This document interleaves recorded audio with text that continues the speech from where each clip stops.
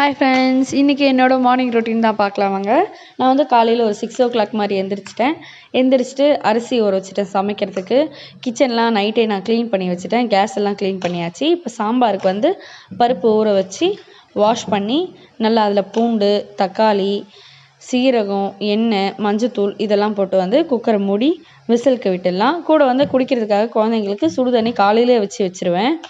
கொதிக்க வச்சு ஆற வச்சுருவேன். நான் வந்து முருங்கைக்காய் சாம்பார், வாழைக்காய் பொரியல், கொஞ்சம் ரசம், அப்புறம் காலிஃப்ளவர் 65 போட்டு கொஞ்சம் ஒரு 2 உருளைக்கிழங்கு வந்து பொரியல் மாதிரி ஃப்ரை பண்ண போகிறேன். பருப்பெல்லாம் நல்லா வெந்து வந்துருச்சு. காலிஃப்ளவரும் போட்டாச்சு. நான் வந்து சைட் பை சைடு எல்லா வேலையும் வெஜிடபிள்ஸ்லாம் கட் பண்ணி வச்சுக்க மாட்டேன். தாளிக்கும் போது அப்பப்போ கட் பண்ணி தாளிச்சுப்பேன். ஏன்னா என் கிச்சன் வந்து ரொம்ப ஸ்பேஸ் ரொம்ப சின்னது. அதனால் எனக்கு இப்படி பண்ணும்போது தான் நல்லா கம்ஃபர்டபுளாக இருக்கும். என் ஹஸ்பண்ட் வந்து 7:45 8 o'clockலாம் கிளம்பிடுவார்.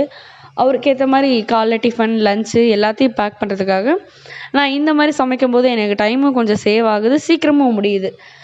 இந்த மாதிரி உங்கள் வீட்டில் சீக்கிரமே கிளம்புறவங்களுக்காக இந்த மாதிரி சமைச்சு ட்ரை பண்ணி பாருங்கள். எனக்கு ஒர்க் அவுட் ஆகுது, உங்களுக்கு ஒர்க் அவுட் ஆகுதா என்னன்னு சொல்லிட்டு கமெண்ட் பண்ணுங்கள். இப்போ வாழைக்காய் பொரியலும் சேர்த்தாச்சு. இப்போ வந்து ரசத்துக்கு வந்து கரைச்சி எடுத்துக்கலாம்.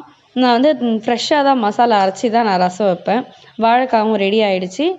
இதை வந்து ஸ்டோர் பண்ணி வச்சு கூட செய்யலாம். பட் இந்த ஃப்ரெஷ்ஷாக செய்யும்போது அதன் டேஸ்ட்டும் ஃப்ளேவரும் சூப்பராக இருக்கும். மறக்காமல் ட்ரை பண்ணி பாருங்கள். இது ஒன்றும் அவ்வளோ டைம் ஒன்றும் ஆகிடாது. ஒரு 5 minutes தான் ஆகும். மிக்ஸி ஜாரில் எல்லாத்தையும் போட்டு அரைச்சி எடுத்து. சாம்பாரும் ரெடி ஆகிடுச்சு. நான் வந்து அப்பப்போ சமைக்கும்போது அப்பப்போவே நான் பாத்திரம்லாம் தேய்ச்சி தான் யூஸ் பண்ணிப்பேன்.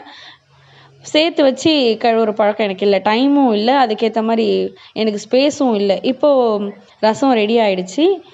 உருளைக்கிழங்கு பொரியலும் நான் வந்து தாளித்து விட்டுட்டேன். இப்போ அதுவுமே ஆல்மோஸ்ட் ரெடி ஆகிடுச்சு. நான் சமைச்சது உங்களுக்கு இந்த டைப் வந்து பிடிச்சிருந்தா மறக்காமல் சப்ஸ்கிரைப் பண்ணுங்கள், லைக் பண்ண மறந்துடாதீங்க. தேங்க்யூ, பாய்.